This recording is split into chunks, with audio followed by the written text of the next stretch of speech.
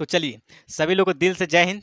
आज हम समझेंगे परिवर्तन के प्रकार, क्योंकि पिछले वीडियो में हम आपको बता दिए थे कि परिवर्तन रिफ्लेक्शन क्या होता है, परिवर्तन क्या होता है, प्रकाश का परिवर्तन क्या होता है, वो हम अच्छे से आपको बता दिए। अगर आप वीडियो नहीं देखें तो पिछला वाला वीडियो उसमें जा करके आप देख सकते हैं। ठीक है, तो आज का जो टॉपिक है परिवर्तन के प्रकार, हम समझेंगे परिवर्तन कितने प्रकार का होता है, कौन कौन से होते हैं, कैसे होता है, पूरा डिटेल से हम समझेंगे। ठीक है, तो देखिए परिवर्तन दो प्रकार का होता है। कितने प्रकार का होता है? दो प्रकार का होता है।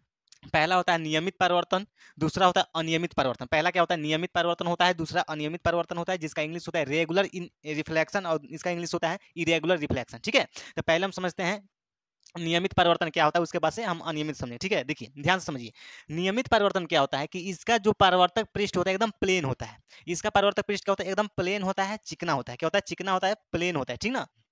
जब प्लेन परावर्तक पृष्ठ पर जब आपतित किरण जब पड़ती है, जब आपतित किरण जब टकराती है, तो टकराने के बाद यानी परावर्तन के बाद जो परिवर्तित किरणें होती हैं वह एक दूसरे के समांतर चलती हैं।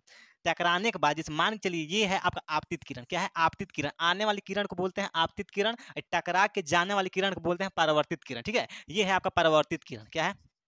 परावर्तित किरणें हैं। ठीक है, तो जब टकराने के बाद जो परावर्तित किरणें होती हैं वह एक दूसरे के समांतर चलती हैं, एक दूसरे के समांतर चलती हैं, तो इसी को बोलते हैं नियमित परिवर्तन। क्या बोलते हैं? नियमित परिवर्तन।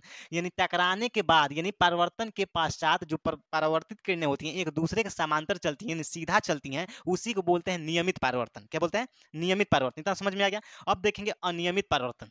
तो अनियमित परिवर्तन क्या होता है कि इसका जो परावर्तक पृष्ठ होता है, ये है आपका परावर्तक पृष्ठ, ये खुरदुरा होता है। कैसा होता है? खुरदुरा। देखिए खुरदुरा होता है। कैसा होता है? खुरदुरा होता है, यानी खाल ऊंच होता है। क्या होता है? रूखर होता है, रूखर यानी खुरदुरा होता है, खाल ऊंच होता है। तो जब खुरदुरा पृष्ठ पे जब प्रकाश आपतित होती है, प्रकाश की किरणें जब पड़ती है, तो परावर्तन के बाद यानी टकराने के बाद चारों तरफ फैल जाती है। चारों तरफ क्या होता है? फैल जाती है। देखिए ये है आपका आपतित किरण। क्या है? आपतित किरण। आने वाली किरण को हम क्या बोलते हैं? आपतित किरण। टकरा के जाने वाली किरण को बोलते हैं परावर्तित किरण। ठीक है, तो ये है प्रकाश आपतित हो रही है यहाँ पे। जब खुरदुरा पृष्ठ पे जब प्रकाश की किरणें पड़ती हैं, तो टकराने के पश्चात यानी परिवर्तन के पश्चात जो इसकी परिवर्तित किरणें हैं ये क्या होती है? चारों दिशाओं में यानी चारों तरफ विस्तृत हो जाती हैं, फैल जाती हैं। इसका कोई दिशा नहीं रहता है, कोनो किधर चल जाएगा, कोनो इधर चल जाएगा। देखिए जैसे मान चलिए इधर चल गया है, ये इधर चल गया है, ये इधर चल गया है, इसका कोई दिशा निश्चित नहीं है। यह एक दूसरे के समांतर नहीं चलती है, कहीं भी चली जाती है। ठीक है, यहाँ तक किसी को दिक्कत है? यहाँ तक किसी को दिक्कत है? फिर समझिए। जब आपतित किरण खुरदुरा पृष्ठ पे पड़ती है तो टकराने के पश्चात यानी परिवर्तन के पश्चात जो परिवर्तित किरणें होती हैं, ये है परिवर्तित किरण। क्या है? परिवर्तित किरणें। जो परिवर्तित किरणें होती हैं वो क्या होती हैं?